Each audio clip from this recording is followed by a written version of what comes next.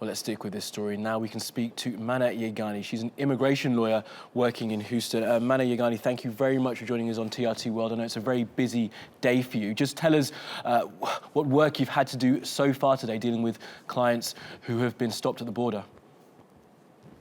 Well, since last night when the executive order was signed, starting 8 p.m.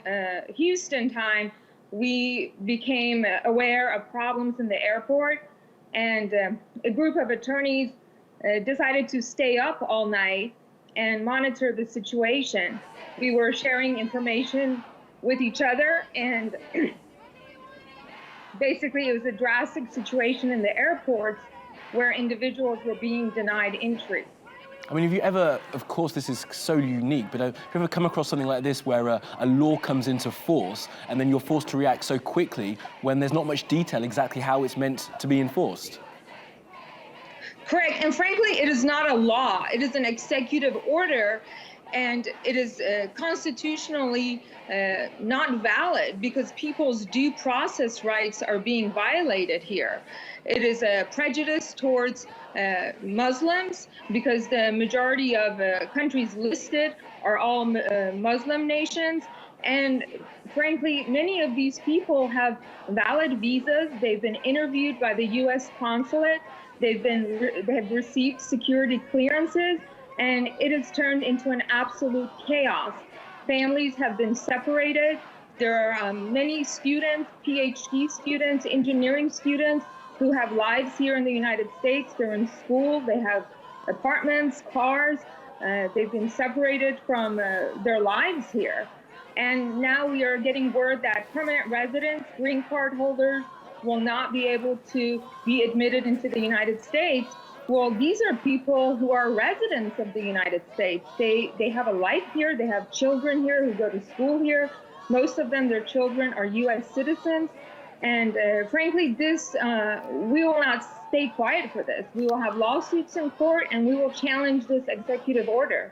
Mana Yegani, before we talk about your next steps, just describe for us, if you can, what it was like when you went to the airport. How are the immigration officers dealing with you? Because, of course, this must have come as a bit of a surprise to them to have to enforce these executive orders when they've just been signed into law. Well, because this occurred overnight, I have not been to the airport yet. I do have a client coming in at 4 o'clock at Houston. His route is Iran, Frankfurt, and Frankfurt, Houston. So I will be going to the airport in a few hours. But overnight, we were monitoring the situation and receiving text messages and notifications from different attorneys, different family and friends of the situation. There were many instances where people with Iranian passports who had valid visas were not allowed to board planes from Amsterdam and Frankfurt. There was one instance where 9 people boarded an airplane in Istanbul, Turkey. 8 of them had visitor visas. 1 of them had a green card.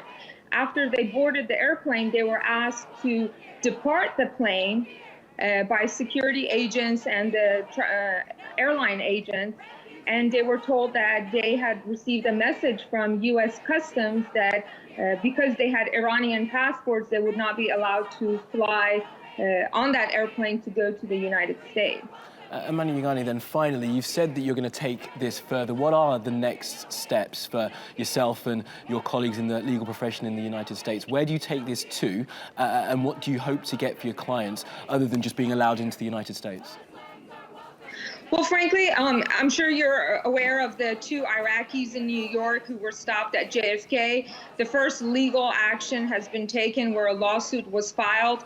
If this afternoon my client is not admitted to the United States, I, with my other colleagues here in Houston, will file a federal lawsuit.